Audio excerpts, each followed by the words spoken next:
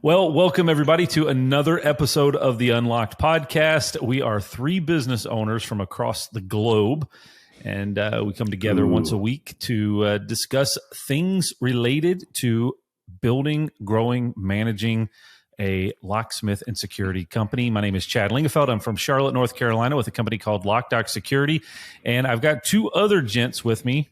One is standing in front of a Curious George sign, and the other one is a floating head on top of a gray background. So it's Curious George, Curious George, do you want to go ahead and give us a quick introduction? Yes, I'm Tony Hokinson from Minneapolis, Minnesota. Ooh, That was Chad, detailed. That was a lot. You look to have a delicious cocktail over there, Chad. What was that? Is that coffee? It's an iced coffee. I made a cold brew iced coffee, and I shook it up to make the froth. It's very frothy looking. It's that very nice. delicious. Yes. It's tasty. Yeah. Thanks for making one for us. I'm not sure how that would work, Tom. Well, that's I'm what gonna I'm tell you. out. Anyway, the floating head there. Would you like to introduce yourself? I don't think I need an introduction after that. But Lars Johnson, Calgary Lock Safe in Calgary, Alberta, Canada. Yes. It is the Great White North, folks. So before we get started in today's topic, which is around the process of making a decision to fire somebody, and then I think the second part of that is how you communicate that decision to the rest of your team, especially in a small company. So that's going to be the topic of conversation today. Before we get into that, though, I did get an opportunity over the last week to jump on an airplane and visit Calgary, Alberta, Canada. Alberta. That is north of Montana for all of you scratching your heads. Yeah. It was a very fun experience. So we got to go hang out, took the family up, and we hung out with Lars for a few days and visited the Calgary Stampede. Uh-huh. This was an experience. If you've never done that, it's an experience. So you should just Google that up. But we also visited Banff and Canmore, and it was really interesting. Because I live in North Carolina, so complete other side of the world, and we have we have hills and valleys. The Canadian Rockies was an impressive sight.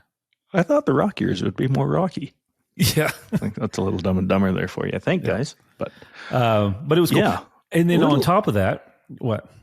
I was going to say, it's a little different than you'd expect, right? Yeah, I guess I struggle with some of those trips because I don't really know what to expect, but then you get there and it just is so much larger than what you would expect. I don't know. It was. You mean great. In those 30 hours between you deciding you were going to go and showing up, you didn't do a lot of planning? I was legitimately on a golf course. It was 6:00 on a Wednesday night, and I get a FaceTime from Chad. I was like, it must have been a pocket dial. But it was Stampede, so I'd already enjoyed some of the festivities of Stampede. And I was playing with my business partner and my cousin. And when I FaceTimed Chad back, I was like, hey. And he and Jess were sitting there looking at it saying, hey, I'm looking at flights to come across North America maybe tomorrow or Friday. 2 days. 2 days. Okay. That was Friday night. They arrived at noon on Friday. So, there was a lot of prep work there. Yeah. But we made it work. Well, if there was one person that I know that would not be thrown off by short notice and no plan, definitely not the man with Curious George in the background. I think my response was, okay, cool. And then I thought, this is literally like the busiest week in Calgary all year round. I was like, so this is going to be a bit of a challenge, but do you want to talk about your mountain climbing experience, Jeff? We climbed a mountain with no prep or prior experience. This wasn't like a walk up a hill. Oh my God. If you want to Google Sulphur Mountain, it's the Banff Gondola. Oh. But Sulphur Mountain is 2,200. Was it 2,200 feet? Yeah, it was 2,200 feet of elevation. 2,200 feet. It's about 5 miles to get up. And it is not like a little wander around. It's a little more serious than we were ready for. Yes, but we did make it to the top. Only a few injuries and minor tears, but we did make it. But the other cool thing that I wanted to mention is while we were there, Calgary Lock and Safe had a cornhole tournament, and so we got to attend that and actually participate in it. Jessica and Katie, my wife and daughter, went into like the semifinals. They're like semifinals. I know. Yeah. Wow. It would have been so perfect. Chad lost immediately. Oh yeah, that doesn't surprise me. Clark and I were out, and we didn't. I'm sure Clark was carrying you too. And I don't think we scored a single point. But here's there were two notes on it. One, I really was pulling for Katie and Jessica to win because they had made a trophy. It was a cornhole. I would have canceled the tournament. Trophy. I would have canceled the tournament and burnt the building down before I let that trophy go to North Carolina. I just thought it'd be great to have Loc-Doc engraved on the first ever. Yes, that would have been cornhole tournament. Yeah, it would have been great. So what was your biggest surprise about Calgary? What were you? Well, which the company or the city? Yeah, no one cares about the company. I mean, outside of Lars. Ouch, Tony, rude. It was awesome. It was a lot of it reminded me a lot of some of the areas of Charlotte. So there was some very similar stuff there. The biggest thing was we were an hour away from the Canadian Rockies. Like we literally drove into it so easily. I don't know. And the other neat thing, I think the biggest surprise I saw from Calgary was you could see forever. In North Carolina, you can see across the street because there's trees everywhere and there's lots of hills, and you could literally just see. I don't even know what the visibility is there, but just miles when you driving down the street. So like we can see Banff, so 70 miles. You can see from my bedroom basically. Yeah, but it's really pretty spectacular. I mean, being from here, you don't really notice it or think of it much. But then when you get there and you see, like we took two vehicles and I had Clark with me. So that's Chad's 8-year-old son, I believe. Yeah. And, he was on his iPad just doodling around. Then once we got close enough to the mountains, for the first time, iPad was off. He's like, whoa, look at all the trees. Look at that mountain. Look at that one. It was, that was a cool experience. Just having a young kid that never been there. His eyes were huge. He's like, oh, what about that? Could we climb up that one? Look at that. Is that snow? Is there climb up that one? Yeah, he quickly changed his tune on mountain climbing, but when we started, he was pretty interested. Yeah. How about Calgary Lock and Safe? So it was. I mentioned this to Lars while I was there. I saw their current space and then saw their new building that they're going to be moving into, which is really cool. So super happy for them about that. But it was neat to see the company. It was, I guess, probably 50% of them out there on a Friday night at 6:30 playing cornhole, having a good time, cooking burgers, hot dogs, and just hanging out and enjoying each other's company. I was like, that is a pretty cool environment, culture that they had there, and so it was neat. And obviously everybody was super friendly and welcoming. And I was like, do you guys know Lars? Because this is he has to recruit the friendly people to cover up for him. Oh, I introduced Chad. Something to do with yapping and flapping his arms around. And I think I mentioned green. And I just kind of got the dead stares like, all right, it doesn't matter. Yes. But we did talk. I talked to one individual, and he said that he listens to the podcast. And he said, oftentimes I feel kind of bad for Tony. And I immediately said, you should not. So exactly. We actually fired that guy the next day. Tony sympathizers, they gone. Don't need no room for that crap around. What a here. nice guy. Yes. Yeah. So lots of cool stuff happening. He's doing working for Lars, but questionable life choices. A little salty, Tone. Yeah, that's a good segue to. It is. So today's topic around, because this is probably in my opinion or from my experience, one of the worst things about growing a business, running a business is. Obviously you hire people and you hope that everybody's going to work out and be great.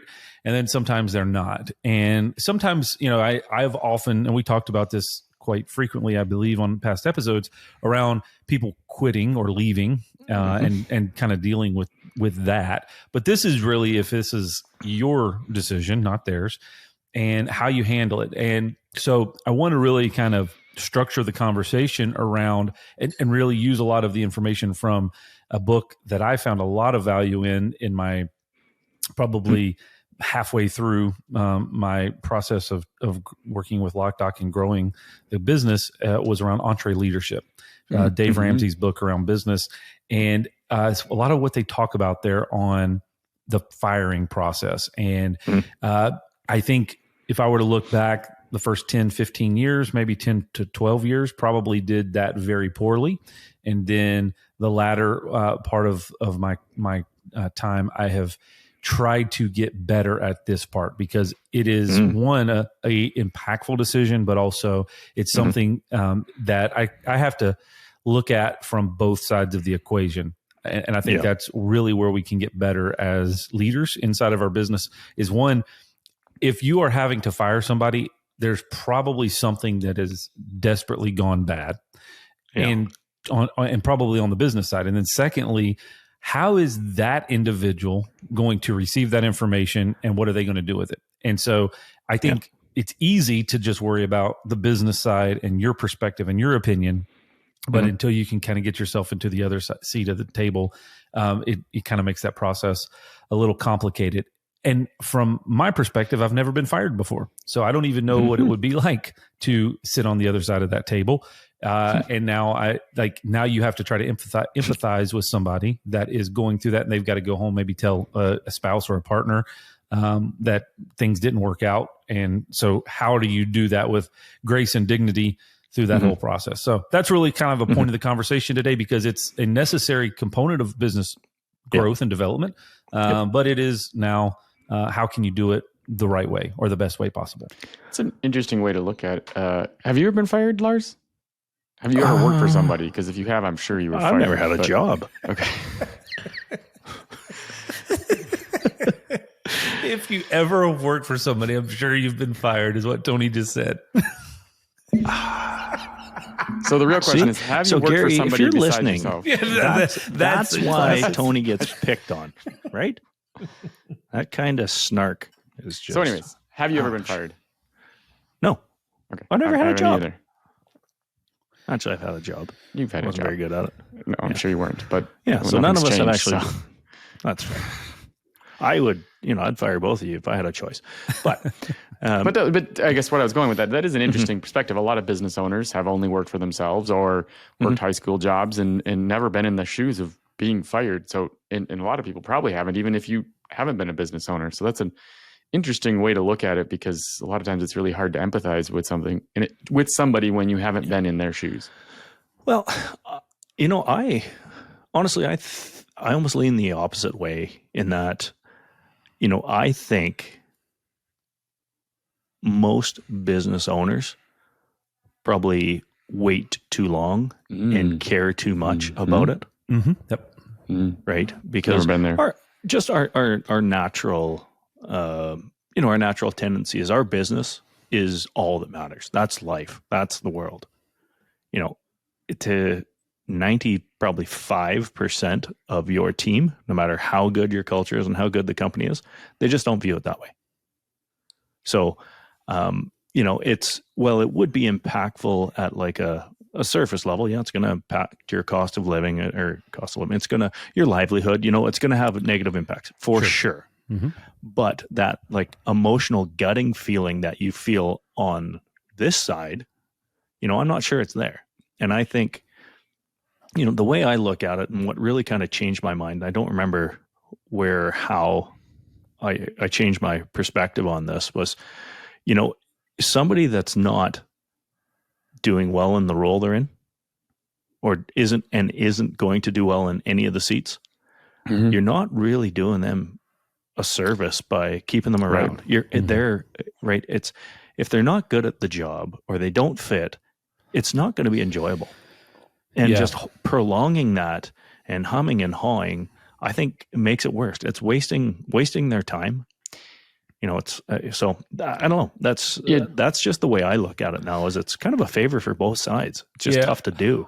Well, and I would say, and maybe through some of the conversation, we'll kind of break that down a little bit. Is I think through my experience, I didn't do a great job communicating previously on measurable, good feedback and kind of pointing out the areas that need improvement.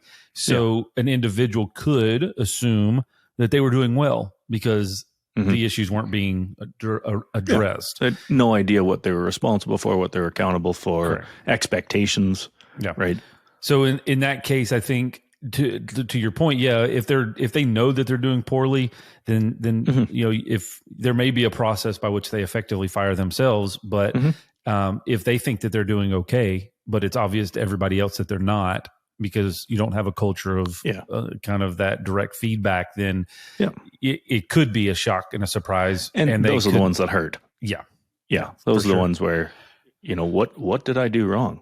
Yeah. Right. And that's I'd say definitely a correlation with management. If somebody is surprised that they're being terminated, that's on management. You've done a poor job. For sure. Yeah, so that's the first point that I was going to bring up. So I'm going to ask Tony, is going to be the first question for you. Oh boy. So literally Dave Ramsey's book, Entre Leadership, it has a whole, and I know Tony, you're just fresh off reading this because I don't think we'd ever mentioned it before or ever recommended that you should potentially read it. But I know you recently have read that. And there was sarcasm. How many years did it take? Yes. How many years did it take Tony to read this book? So actually, this is a whole tangent here. Oh boy. Please do. Overall, I liked the book. I thought this is going to be a long tangent, but I'm going to bring some value here. If people haven't read Entre Leadership, I thought it was a pretty good book. It was interesting how accurate. Pause for a book review by Tony Hoganson. And now, Entre Leadership by Tony Hoganson. At how good of a job Dave Ramsey did at delivering his tone. And in part of it's probably because I've listened to some of his Instagram reels and his podcasts and stuff, but you could literally hear his tone while reading the book. Like it sounded like it was Dave talking. Did you listen to the audiobook or did you? No, I read the book. I read it. Dave. I read it. You know why it sounded like him? Yeah. But I could hear Dave talking to me through the tone. It was very well done on his part. Overall, I thought it was a really good overview, high level of things you need to do in a business. I think it's a good book for someone to read if they haven't read many business books. Having read a lot of them, it was very surface level and wasn't as in depth as I would have liked. There was a couple chapters that I thought were really good. This specific chapter that I liked was the one on termination. He did a really good job of talking about defining the expectations, making sure that no one's surprised. He even told a story of a guy that he said, this is what you need to improve on. You're always late. If you're going to come late again, bring a box with you to pack up all your things and leave. Made it very clear to the guy that you need to be on time. He said the guy went about a month with being on time and came in 31 days later and walked in with a box and loaded up all his stuff and left. But the point being there that he made it very clear what he was expecting and what's going to happen if he didn't do what he was expecting. So on that note about no surprises, because that's really the first point here, because Entre Leader, he talks a lot about that. No employee should ever be surprised when they're fired. What have you seen, like from your experience on working through that process? How do you think that your company does, or you as an individual do, with walking employees through a process to either potentially get improvement or allow them to fire themselves? Where do you sit on that surprise category? Have you ever been involved with a surprise firing before? Yes. So about 5 years ago, we had an employee that just was not working out. And the manager came to me and was like, I don't think this guy is going to get any better. And I was like, what feedback have you given? And he's like, I at this point, I just know he's not going to get any better. And we said, okay, well, let's not waste his time or ours and let's get rid of him. We let him go, and he proceeded to berate our operations manager at the time for an hour in the parking lot because he was so surprised, and I believe that was extremely uncomfortable for her. And it was uncomfortable for him as well. Wow. Well, right, yes, but well, I don't think it was. I mean, he was doing the yelling and the screaming. I clearly was surprised, but it was not a good moment. Is one I was, for better or worse, not a part of. But it did not go well. Yeah. So ever since then, we've been doing a better job. I would say we aren't perfect at it. The clear expectations piece is really important. I think a lot of times we think we have expectations defined in our head, but a lot of times the employee doesn't understand what those expectations are. The last couple of years, we've gotten really good about delivering feedback and then following up with an email, putting it in writing, or doing an actual formal write-up. A lot of times, we have a culture of one-on-ones, and a lot of times you mention something in one-on-ones and it's very casual. And it's like, oh, hey, I've told you need to get better at this. And the employee's like, I don't recall you ever telling me that. So we have found that making sure that it is very formal in some way, shape, or form, followed up in writing, A, from a compliance standpoint, but B, just to make sure the employee knows. That's one thing that I definitely have tried to instill into our culture, is making sure that no one is surprised, and that follow-up in writing helps with that. So. Yeah, you touched on a bunch of good stuff there. I can't believe I just said that. Maybe we can edit that out. But I was just having the conversation with Matt just the other day. Matt being, one of my business partner, largely in charge of operations, and that includes staffing. And he just had a one-on-one last week, and he went in there with someone and thought, this is going to be a great conversation. Everything's going very well.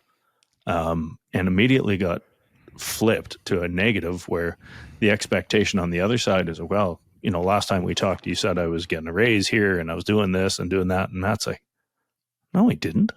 He's like, that's not what we talked about. But, somewhere that was caught. And so I just asked, I was like, was there notes? Like, do you have any? And he said, oh, no, don't have that. So that was a good learning lesson. I said, why don't we just throw this on GPT next time and then let that summarize it for you? Yeah. So, but that's, what you're saying and what somebody else is hearing, and then what both of you remember. Oops. Yeah. That's a pretty good lesson there. I think if I remember correctly in the book, and Tony, you might be able to correct me because you are fresh on it, but he talks like 3 meetings or 3 times, unless it's like basically, the third time you're gone. Yeah. So, and having that kind of culture inside of your business that says, first time is we're going to talk about the measurables that we're, or the behavior that we need to change. Second one is going to be an update on it. And then on that second meeting, if you don't see things trending in the correct direction, then it's determined at that point that the third meeting will be a decision, a final decision. And so, and I think in the book it talks about it, but I know from our experience inside our organization, the third meeting rarely happens. So first meeting is saying, here's the behavior or the issue, the performance that we see that needs to be corrected. And if we do our jobs correctly as managers or leaders, is we're saying very definitively on a measurable, I need you to get from X to Y by this time. So maybe it's billable hours. I need you to get from 3 to 5 billable hours within 30 days. I need you to reduce your number of call outs by X number within the next 30 days. Whatever that measurable is. Because I think what I found early on in my career, we just said, we don't like the way that you're doing things and we need you to get better at it. And then it's subjective on my end to tell you if you've gotten better or not. And that's a very difficult position to be in, because that becomes a debatable conversation. That becomes an arguable, right?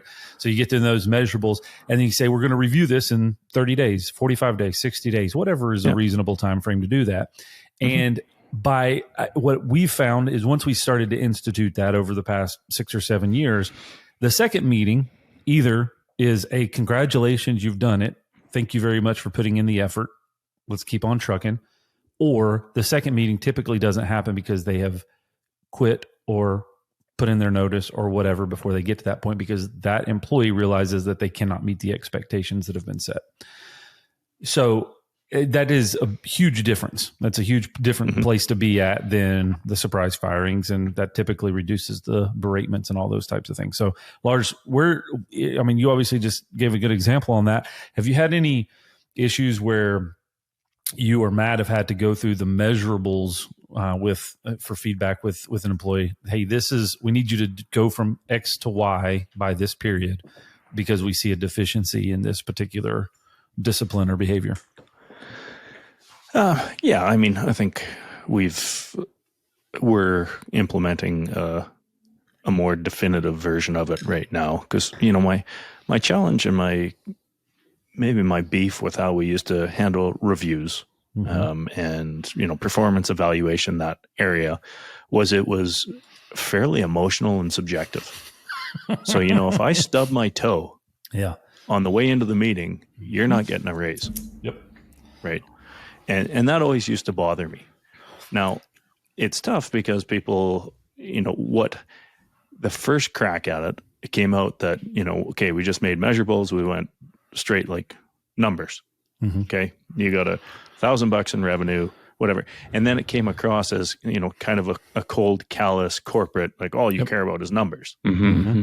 So there has to be some type of emotional, subjective portion to it, and how you quantify that is really challenging because not everyone, and this is another Ramsey thing, I guess we're on the Ramsey train this week, but he talks about the racehorses run with racehorses, right? That's commonly what he talks about. And what am I missing? You just read ahead on all of my notes. Well, if you actually shared the notes, that would be helpful. But racehorses and racehorses. But the other thing that that Ramsey talks about, but I don't know.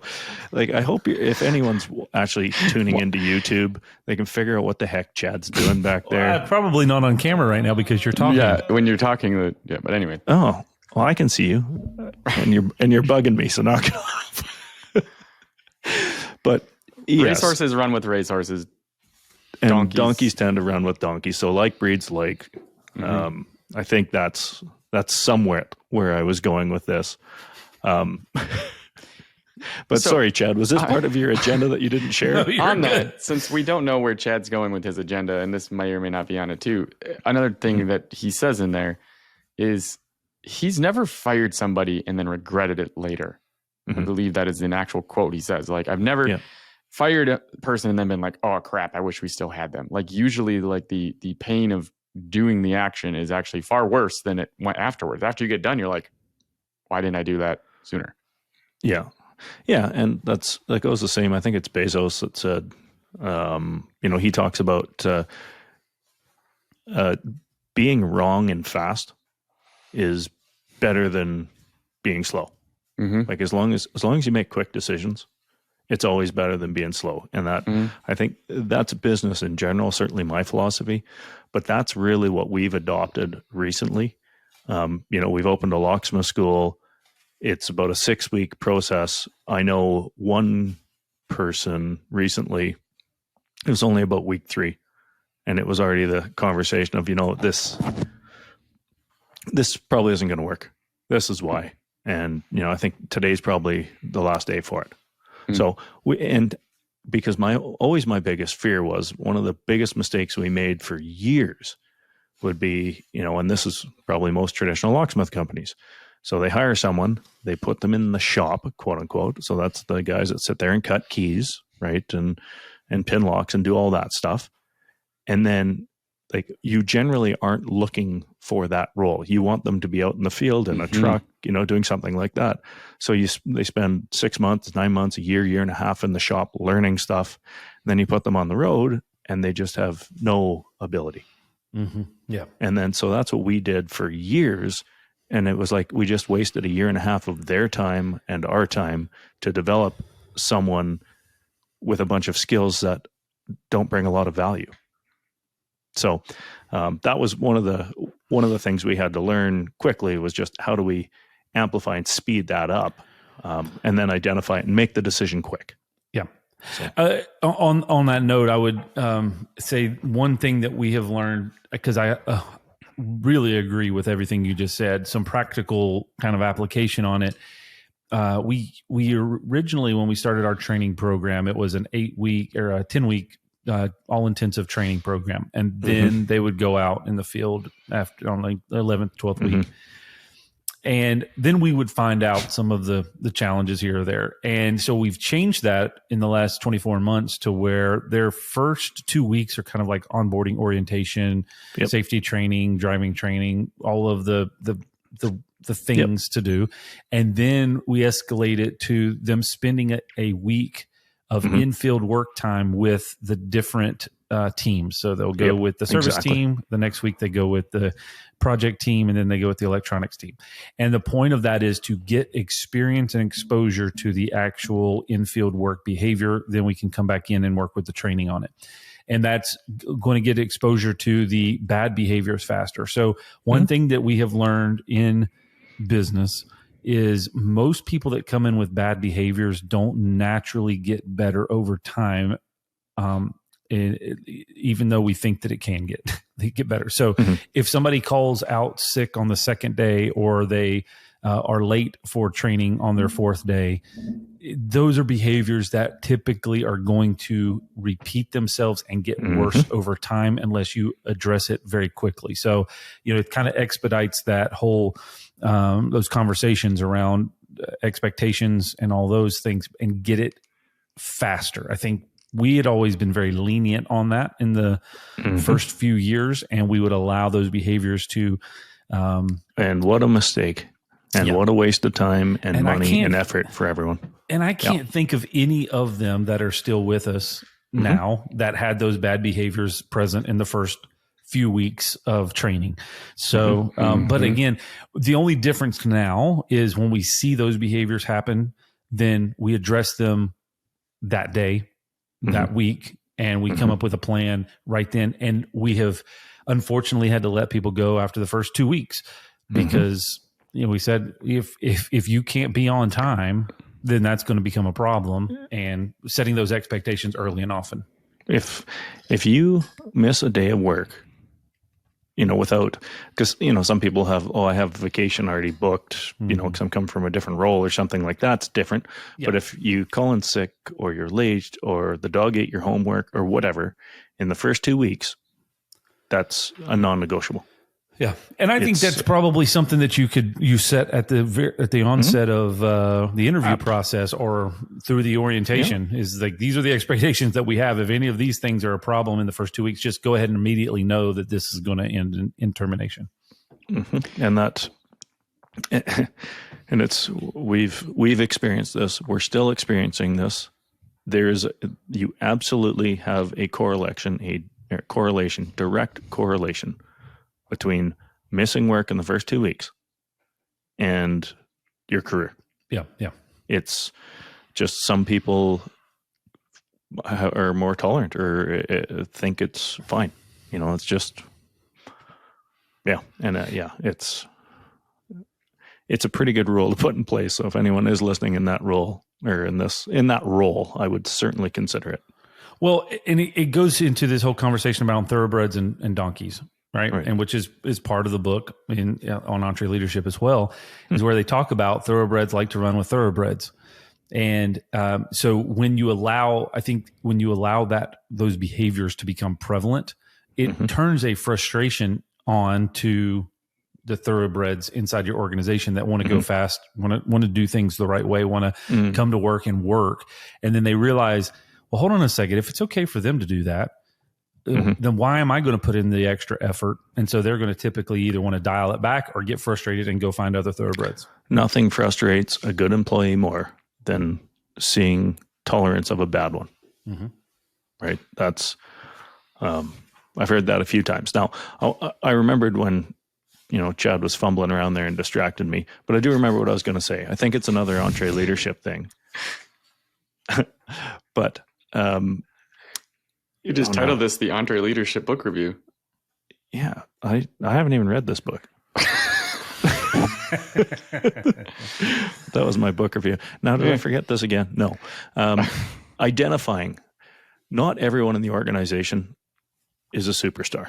You know, is it entree This leadership? is radical candor. Is it superstars and rock stars and superstars? Yeah. Right. So that's also something to consider. There are a good portion of people in the world that want to show up 8 to 5, do their job, and go home and get compensated for it. They don't want to get a promotion. They don't want to be in management. They're just, they're working to live. And there is room for that in organizations. So even if somebody, isn't all that interested in promoting and getting to the next level, you got another book there, Chad. Good. But that is something to consider because it's very true. We have a handful, and where that's a challenge for you is you see them, you're like, oh, you have so much potential because you're really good at your job. So, I want you to want it more. And you try and impose that on them. And generally speaking, if they are one of those rock stars, being a rock, that's a star. Yeah. They're not wired that way. Well, and if you push them that way, it just doesn't work. Yeah, the book talks about how you need both of them to have a successful company.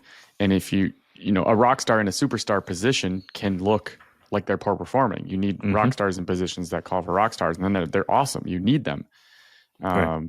But you were talking earlier about the intangibles and measuring those. I was reminded of a thing. Traction, I think, talks about the get it, want it. Yeah, they have the get it, want it capacity, but they also have where you rank the core values. I don't know what they call it, but anyways, actually doing a plus or minus on the core values. Yeah, GWC. That's what it is.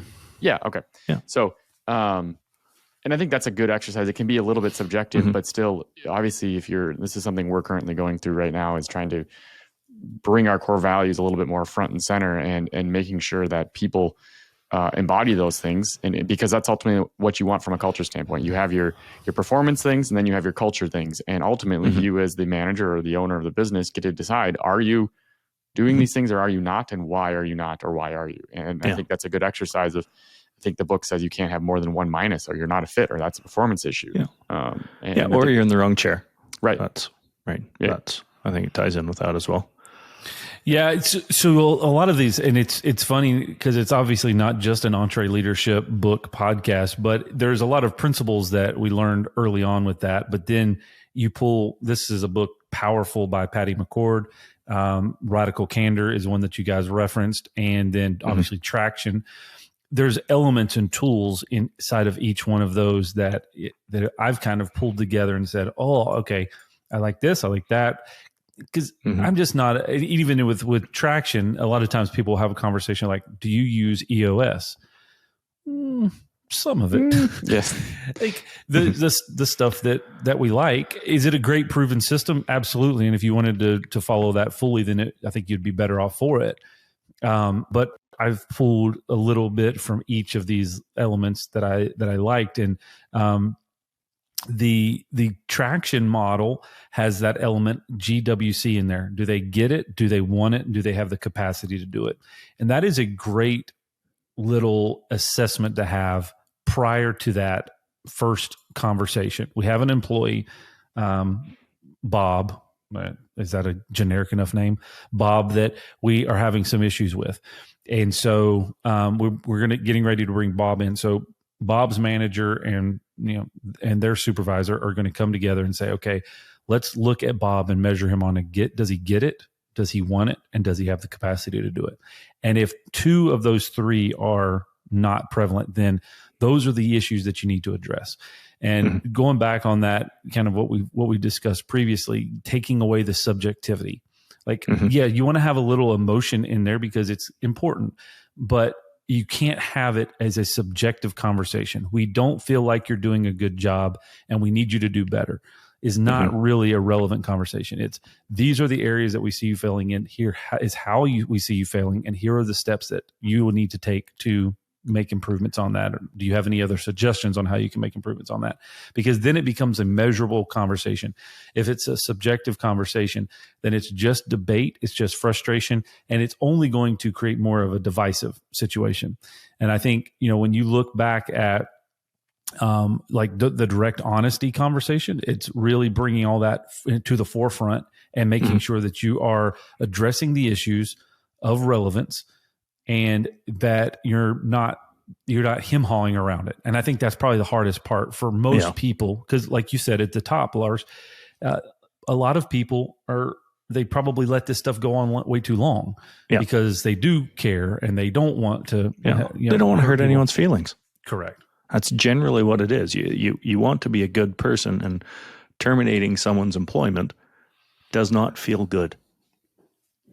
So you try to avoid it. You try to be passive around it, and you either are tolerating poor performance, which alienates the rest, or you're wasting your time and efforts. And either way, it just doesn't work.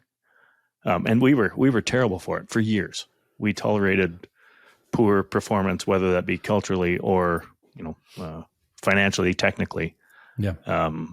Because where I was going with this earlier, the donkeys and the racehorses, but I also look at it that if you look at a sports team, why can't you just walk in there and say, okay, you got to hit a revenue number of $1,500, you're out, right? Whatever that number is. Well, any good championship sports team, they have the dressing room guys, right? They have the glue guys. They have the emotional captains, whatever they are. They aren't always your highest performing people, but they have an integral part in the team. And so that's where understanding that and understanding everyone's roles, I just think it's crucially important. So it's just harder it's just less tangible, so it's harder to quantify. A couple other tips that I've learned over the years. Actually, one of them was from you, Lars. Shockingly, that one was if you're a lot of times when it comes to letting somebody go, you want to give them some elaborate explanation, and that's where again, no one should be surprised when you're letting them go. Then you don't have to give them the explanation. But one thing you said that I think is a little bit. To no surprise to anyone, a little bit out of the ordinary, is when you're letting someone go, you have to be quick. We're letting you go. But I think you said something to me that was helpful. You tell employees, at least you say you tell employees, if you want to talk to me tomorrow or give me a call back, I'm happy to talk through this more. But let's, right now, nothing's going to change.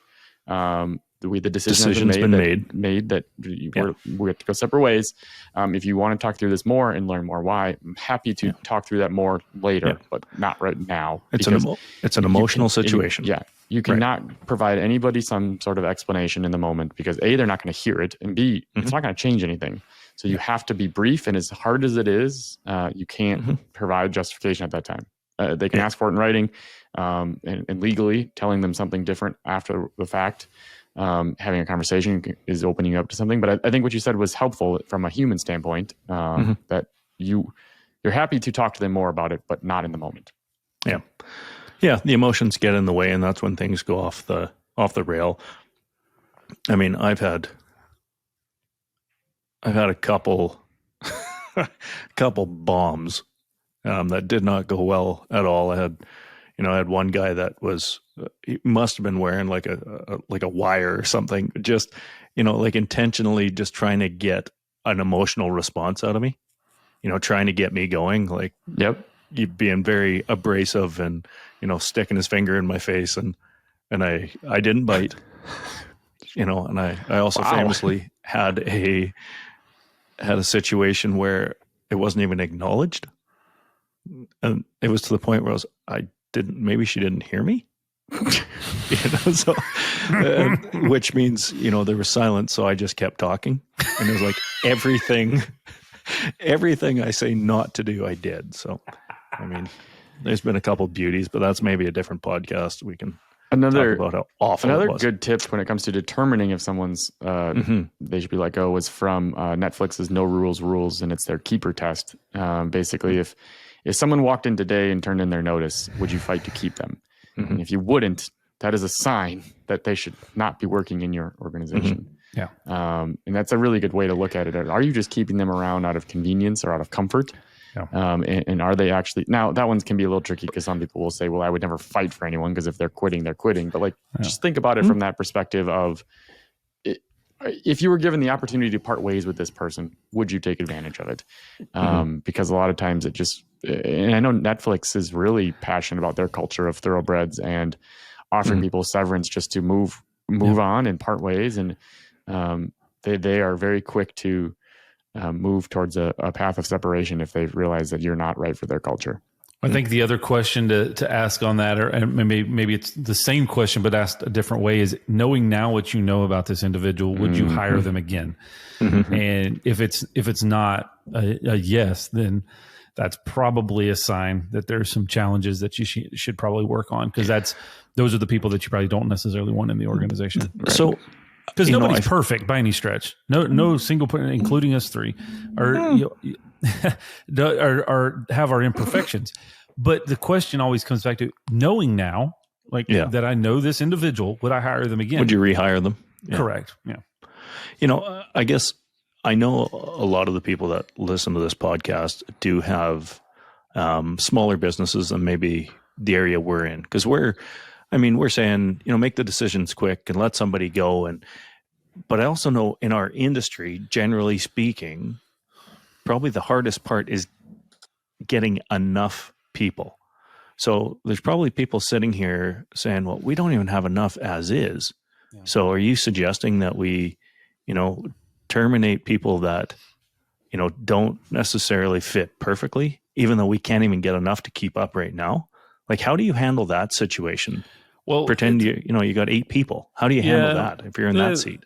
The conversation of, do they not necessarily fit perfectly? Do they have behavioral tendencies or performance issues that are counterproductive to your culture and your business? Like, that's really what it comes down to. The most obvious one, you have a high performing jerk. Yes, correct. Right. Yep. Lots of small businesses have that, and it's much more tolerant because they're high performing, and they're probably one of 5 or 6. They get in there and get the job done, but they don't fit the culture. Right. Everybody hates them, and because they're obnoxious. Right. But they suck to work with. So what do you do about that? If you're in that position, you're the CEO of an 8-man company, and one of your 8 is a jerk, but they're really good at getting stuff done. So how do you handle that? Interestingly, I'm pretty sure Andre Leadership talks about that too. But yeah, same thing. You can't let that jerk ruin your culture. And I think a lot of this applies a little differently if your business is designed to grow versus maintain. I think I think either way this applies. You want to have the right people in the right culture. I think it's harder for people who are in a maintain mode. If you have 10 employees and you want to stay at 10 employees, it's harder to say, I'm going to sacrifice this one person and then go hire one additional person. That is going to be a huge lift. I think the 3 of us have a little bit different mindset around hiring, where we're hiring to grow and we're used to hiring. So it's a little, I guess where I'm trying to go with that is I can see where someone listening that is in a little bit more of a non-growth mode might struggle with the idea of letting go of someone. But either way, due to their skill set and just, they're a jerk, but I don't want to lose that skill set. But I guess either way where I'm going with this is that you can't let that person sabotage your culture, because all of a sudden that jerk, even if you only have 10 employees and you're not planning to grow, that jerk may lose your second best employee or your next best employee because they're sick of dealing with them. So ultimately you have to figure out what you want in your company from a culture, and try to prioritize that over skill set, because otherwise that person that's not a culture fit will start to chase away people that are. Yeah. So I'm not as, I think it's pretty easy to say prioritize culture. I think it is very easy in positions like ours where we have, 60 or 70 people working with us. If you lose one person, you generally will fill that role. But, I think my big takeaway is if I was, kind of the CEO of an 8-person company, right? I would probably start looking at, well, what's the real problem we're having here? If we have one jerk, we can't, terminate the jerk because we just need bodies. I think the real problem is we have to figure out a better feeder system to have, that next group of people coming, because probably what happens is you don't have apprentices. You probably, okay, you think you can probably hire one more, so you hire one apprentice or one young inexperienced person. Well, you should probably be hiring two, because it might not work, and if it doesn't work out, you're probably 3 or 6 months behind. But so that was probably the biggest like change in mentality for me. And I think if I was in that position again, like we only had 10 or 15 people, I would probably start addressing what I think the root cause is, and that's the recruitment of more. Because if you have the next level, it's like an NHL team. If you have an AHL team with feeder players that are coming up, it is a lot easier to trade your NHL players. I know that's a hockey reference, but I think you might understand what I'm saying there. So in the book Entre Leadership, under the section called Sanctioned Incompetence, if you sanctioned incompetence. Okay. If you as a leader allow people to halfway do their jobs and don't demand excellence as a prerequisite to keeping their job, you will create a culture of mediocrity. If you allow people to misbehave, underachieve, have a bad attitude, gossip, and generally avoid excellence, please don't expect, this is the important part, I think, to what you just said that I want to bring out. If you allow this to happen, please don't expect to attract and keep great talent. Please don't expect to have an incredible culture. Especially in the locksmith industry, it is such a relatively small community. And even in your own subset communities, word gets around pretty quick around the way that your business operates and how you treat your employees and how everything works inside. So when you have a high-performing jerk inside of your organization, I believe that word gets around pretty quickly that people don't want to come work there. People don't want to be a part of it because they know that everything's going to be catered to that one high-performing jerk, and that's just life. And so your question was, how do you get rid of somebody like that if you just need bodies? When typically, and I'm trying to say this in the best way that I can because I feel like I'm going to get a little bit of backlash on it. If you're having trouble attracting employees, you may want to check your culture, right? People may not be attracted to coming to work for your company. It's intriguing to me. Over the past, I'll just say that if you have a business that you're having trouble at this current moment attracting employees, you may want to check your culture. Do you have high performing jerks, or do you have a culture where mediocrity is there, or are you running a business is kind of dying or doesn't have life in it that people are excited to be there? That may be a component of not attracting new people. And then how you're handling the team that you have, how you're handling developing and growing those people, how you're hiring and holding people to those expectations.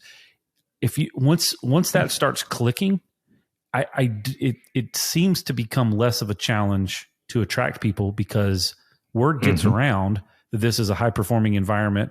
They want to grow, they want to do better, and they're looking for people that have that like-mindedness.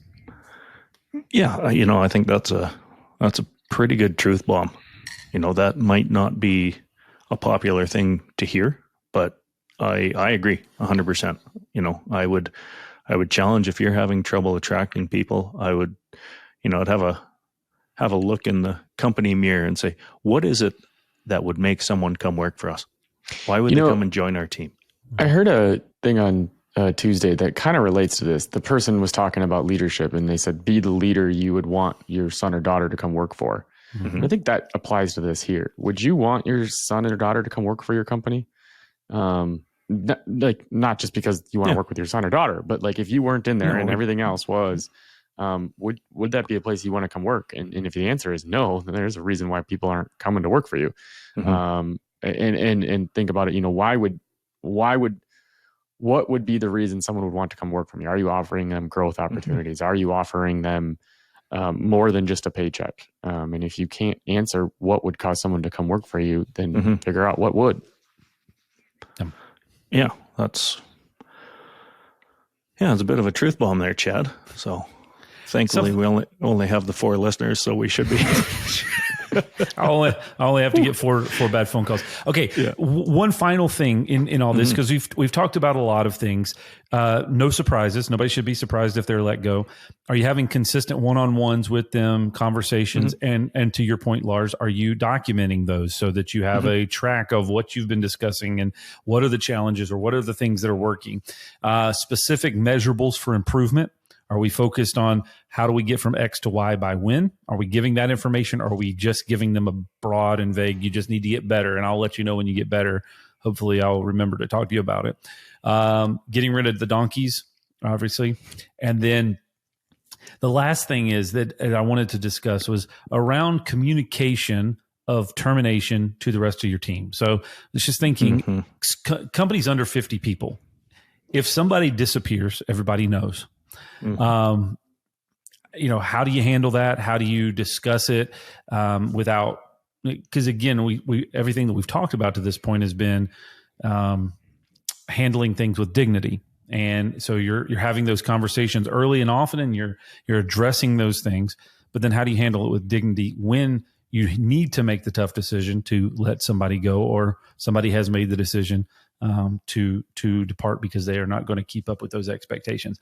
How do you typically handle that inside of your company? And I'm not talking from a legal HR perspective. I'm just from a conversation, because that is also part of the culture of a company, is how people leave. We can do a really good job celebrating people when they come on board, but when they leave, how do you handle that and how do you address that? Yeah. So this is something, I've had to change my opinion on this. I hated I like celebrating when people join, and I hated even acknowledging when people were leaving, because I just didn't want to highlight it and felt that, I just wanted to focus on moving forward.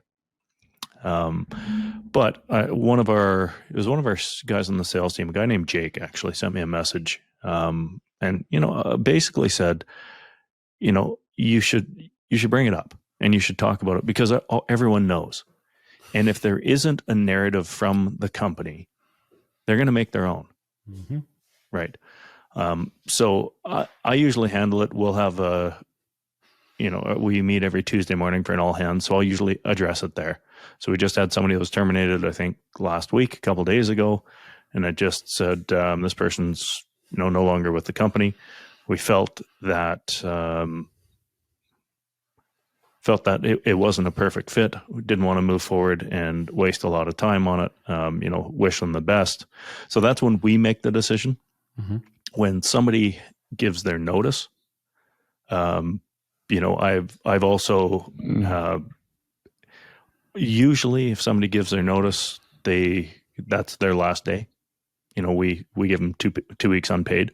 But some people, that's just not very practical or realistic, especially people that have been around for years. I generally just acknowledge it and say, there's a new opportunity. We wish them all the best, and thanks for their time. Yeah. So, I think, because with me, we've had, I guess the most important thing to me is maintaining that relationship. Not everyone in the world was born to be a locksmith at Calgary Lock Safe. It's not a personal thing to me. Some of it, maybe it is, but it's not a personal thing to me that somebody feels they have a better opportunity to do something else. And if they are someone that I value as part of our team, I want to make sure that relationship's intact, because you never know what's going to happen in the future. And if, something turns out and they say, I made a huge mistake, we can at least have that conversation. Yeah. So those are kind of the important things on our end. Yeah. I don't know if we do a good job of this or not. I think it's a tough line to toe, specifically when you're letting somebody go. I think it's a little easier if someone's putting in their notice. But for us, we try to, if we're letting somebody go, we communicate it as soon as the decision is done. The manager of that employee sends out an email. We have a template that they use, just basically like, this person was let go, very briefly as to why. Like, was it just basically making sure people know it was our decision. And then we just put, if people have questions in more detail, they can come see the manager.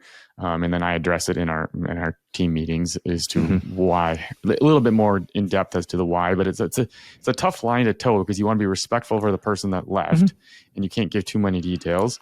But you also don't want to leave people clueless as to why this happened. You don't want people to get worried. Is there more to come? What's happening? So what we try to do is just be as transparent as we can. And provide the details that let people know enough of what's going on. And I don't know if we do a good job or not. I don't know if we provide enough details. I don't think we provide too many details. We try to err on the line of being respectful to the person that left, and we may leave out some details. I don't know. Well, I'll generally say something like it was a performance-related decision. Yes. Yep. Or a core value alignment issue. It's really one or two things. And I don't get into any more detail than that. But we just feel that, our values, we were in line perfectly on everything. And so we have parted ways with this person. Or it was a performance-related issue that just weren't meeting the expectation, and we've decided to part ways. One thing we've done with that has been helpful is the manager of the employees that are staying, following up with employees and asking, do you have any questions? Letting them know, having sort of that personal touch, having your manager reach out, I'm sure you saw the email, so-and-so is no longer with us. Do you have any questions on that? And just having that personal touch to make sure that people don't have questions or confusion. That's been helpful for us. So the way that we handle it is morphed a little bit over the past 5 years, and especially over the last 3 years. But over the last 3 years, the decision is communicated to our leadership team first, and the leadership team and all of the management is alerted first that it happens, and then they communicate it to their small teams. So that's where the initial thread happens every single time now. Then how do you manage that dialogue? How do you manage what dialogue? How do you manage that you have 5 different people conveying the same message? Yeah, so and making sure it comes out the same way. Well, the initial thing is just this person is no longer an employee. And so that is and the reason that we did that is because we were having issues. As you get 40 plus employees, it's difficult to make an all team announcement to everybody because not everybody is either there Somebody's or sick. Yeah, exactly. So that's why we decided to do that on the small team level, that each manager knows if they've talked to every person on their team. We then address it in the all team meeting. And if it's somebody that's leaving because they're going for a different opportunity, then again, I would follow this back to, is this somebody that we would hire again? And if so, we want to acknowledge the benefits that they have, or the values that they've brought to the company, and the things that we appreciate about them. If it's somebody that we wouldn't hire again, then we're going to thank them for their work and their service with our company and wish them the best, because it probably was good for both sides, right? But again, looking at it from a high level of dignity. If it is a termination on our end, I always address it with a couple of factors. Number one, I always start out by saying we hire and we fire by core values. And this particular individual had decided that they did not want to operate under our set of core values. Depending on the exact situation, there may be some other information that these are the type of behaviors that we're looking for, and we look for high quality individuals and making good decisions. I'll typically explain a little bit of that without specifically talking about that individual. That situation. And here recently we had a situation where we had to make a termination for a long-time employee, and it sucked. I mean, it wasn't fun. And I said that in our all team meeting. I was just like, I'm pissed about it. It sucks and I hate it. We had to make the decision, but we hire and fire by core values, and this is the way that we operate. And then I always follow it up with the second thing, and this is directly from the book Entre Leadership. That's why probably one of the biggest things that I took away from this book is the no gossip policy. And they define it in their organization, and we adopted the same definition. Is gossip is defined as talking to someone about someone or something that they can't change. So if I have a issue with Lars, me going and talking to Tony about it is not going to solve the problem, because Tony is not going to be able to fix the issue with Lars. And so that is ultimately gossip. And the reason that we really harp on that is because that is not a culture that many people want to stay in. They may enjoy it if they're part of the gossip train, but once you get on the outside of the gossip train, I don't think anybody enjoys that. And so I always re-underline that as part of our organizational philosophy, is that we believe, we have a no gossip policy. And if you have questions, here are the two people that you can come talk to. You're more than welcome to come talk to those people, because those are the only ones that can do anything about the issue or the problem. Any gossip outside of that it's a fireable offense, because we want to protect the culture and humanity of our organization, and that's a big focus for us. So that's the way we address all of that from a termination standpoint, because I feel like that is the ultimate time to be able to redirect that, readdress it, and make sure that we are all honoring that. We want to have a culture of high performers. We want to have a culture of people that want to be there. And we also want to have a non-gossip culture, because that's just trash. Like, nobody wants to just sit around and listen to that stuff, because it just puts everybody in a bad mood. So that's the way that we address that in all of our terminations. So, I really like that. That's a really professional way to do it. And I like the no gossip thing, because you don't want stuff going through the grapevine. That leads me to another question. Do either of you ever get concerned with having employees leaving feeling that expectations are too high? Like the rumor mill outside of your company being, oh, I don't want to go work for Loc-Doc. They're too strict, and it's impossible to stay working there. Their tolerance is that, you do one thing wrong and you're gone. Yeah. Well, I mean, that would be a hard reputation to fight against, because that's obviously not the case. But it's, I think if you had somebody running a rumor mill saying that your company was expected the best out of its employees, I don't think that that's a bad thing. So that's obviously what you're aiming for. I'm aware of that. But a lot of times someone leaving is not going to see it that way, right? Like, oh, sure, Chad just wanted the best for me, so he got rid of me. I don't think that's what they're saying. They're saying, Chad, he's too...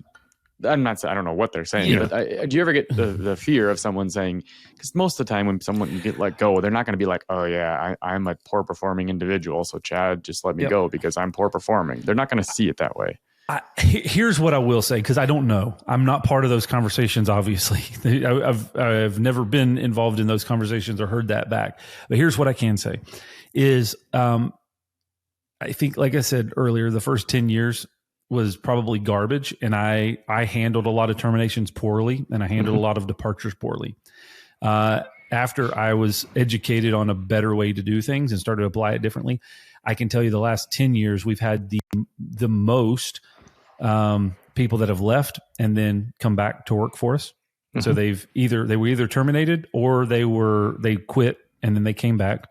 And the folks that have been terminated, the ones that I was directly responsible for, I still have ongoing conversations with them, and they will communicate back to me how the termination advanced them to the next part of their life. And part of that, I think, is because I'm a very direct individual when it comes to why I would let somebody go. So I had this, someone told me one time, especially in North Carolina, it's a right to work state and you can terminate people for any reason. So it's Tuesday and you're gone. Right. And I was like, that's great. That really relieves a lot of the intense emotion. And I understand it, but I am a big fan. And I think Lars alluded to it earlier, talking to people after that emotional roller coaster, and communicating the why, I think is big from a coaching standpoint. So if you care about people, which I desperately do, I care about the people that are part of our organization and I want the best for them. And so if somebody is either we're terminating them or they've quit and they ask for why or what they could do better, then that is my opportunity to give them any type of advice that I can. Here are the things that make you difficult. There was one guy that said, why did I get let go? And I said, honestly, man, everybody likes you. You're like probably one of the most likable individuals that we have around here. You're terrible at being managed. Nobody here can manage you. Nobody ever knows when you're showing up. Nobody has a high expectation that you're going to be here, and nobody knows what you're doing, and if you're supposed to be doing, like if you're doing the things you're supposed to be doing, and you take a lot of time for people to manage you, and so you're just not a good employee from a management perspective. And he was still well liked. He or she. Oh yeah, I mean he was a very really nice guy. I bet really nice guy. It was never where he was supposed to be. Never did what he was supposed to be doing. Never showed up when he was supposed to show up. Flaky is the word. Yeah. And so he asked, and I had that opportunity to have that conversation with him. And I still talk to this guy probably once every 6 months, and he's better off now because somebody told him that finally. He had been fired from 10 other jobs previously for the exact same thing, but nobody ever told him why he was being fired. And so he didn't have a real reason to work on it. We gave him opportunities to work on it, but it wasn't important enough at that time. It wasn't painful enough. So anyway, my point of that is to your question of does your reputation become that it's too difficult to keep a job there? I think that's a possibility anywhere. If somebody wanted to paint the picture well for themselves, like I got fired because they have too high expectation. They expect you to show up every day for work and put in a good effort. Yeah, I mean, ultimately, if you're back to Lars is saying, if you're a thoroughbred, you're going to hear that and you're going to be like, I wonder if I should go check that place out. Yeah, and I think the other thing that I probably hold on to a lot is the truth ultimately will come out. And for many years, I felt like I needed to be the person to expose the truth. And I've had to learn over time, the truth ultimately will come out. And maybe I get a little bit of backlash for a period of time, or the company gets a little bit of backlash for a period of time. But after that person is on to their 5th job because of the same reason, like I hate it and it stinks for that individual. But also I think people's reputation follows them far beyond just like a company's reputation does. A company's reputation is there and a person's reputation is there. And I think you watch both of those things over a period of time and they will, the truth will always come out.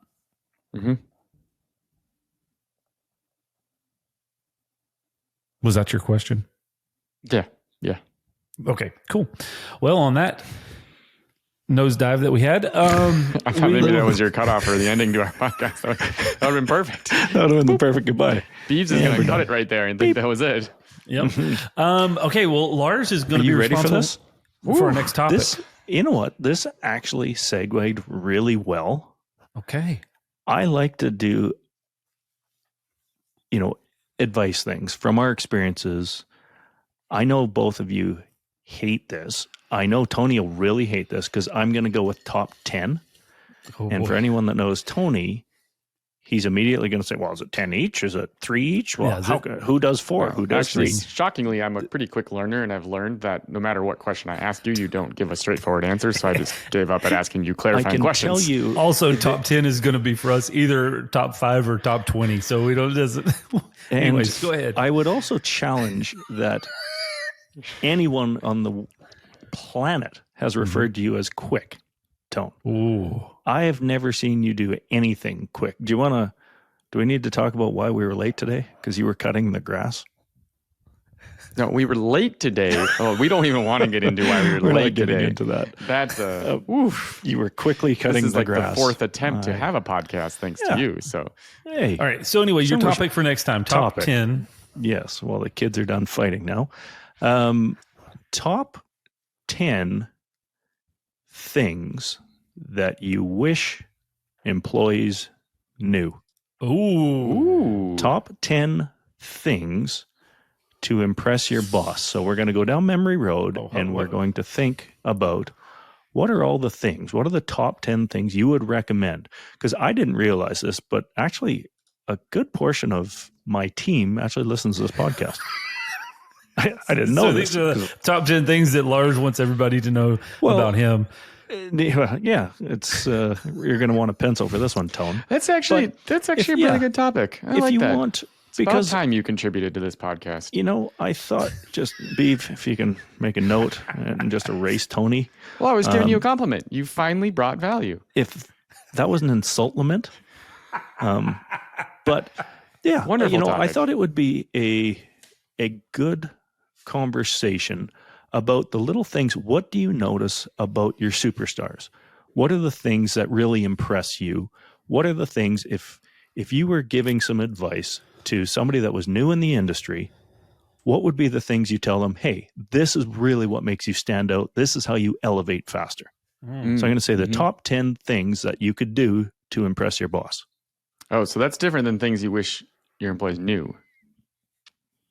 Yeah, the title has morphed a little bit. Okay. So still a good title, but just clarifying. Top 10 things that you wish your employees knew that would impress their boss. Top 10 things that impress you.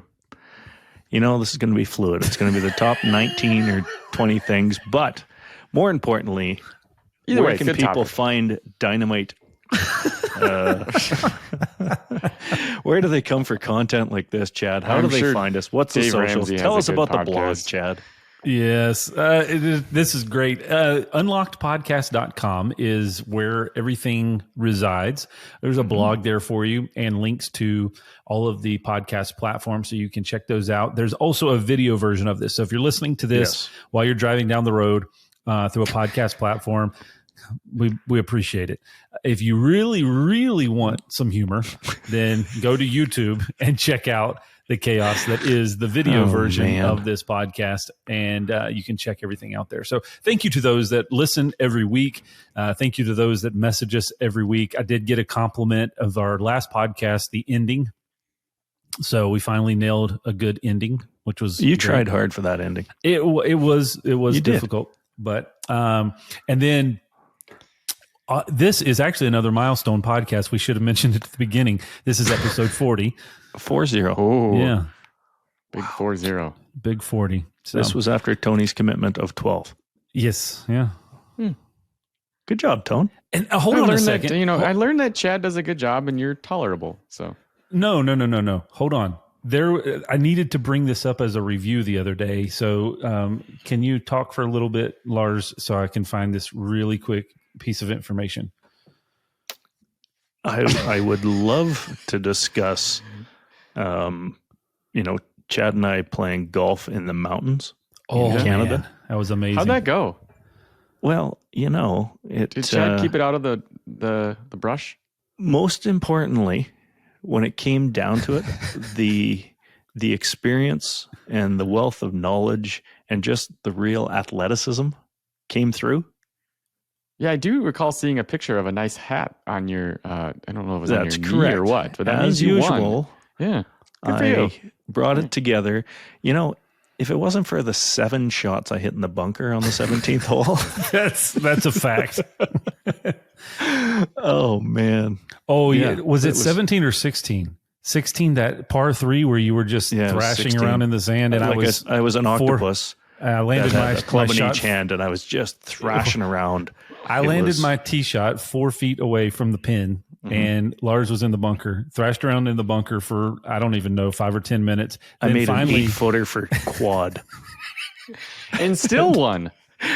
Well, Chad made about 15 on the last hole. That tells a story about how Chad's last other 17 holes went. Have you found what you're looking for yet? I did. Have some mercy on the people. Let's get out of here. This is a quote. This is a review. The podcast was a far better idea than I anticipated. I'll admit defeat on that one. Tony That's from me. That's for me. Thank you for the positive review there. Yeah. How about that? Yeah. Wow.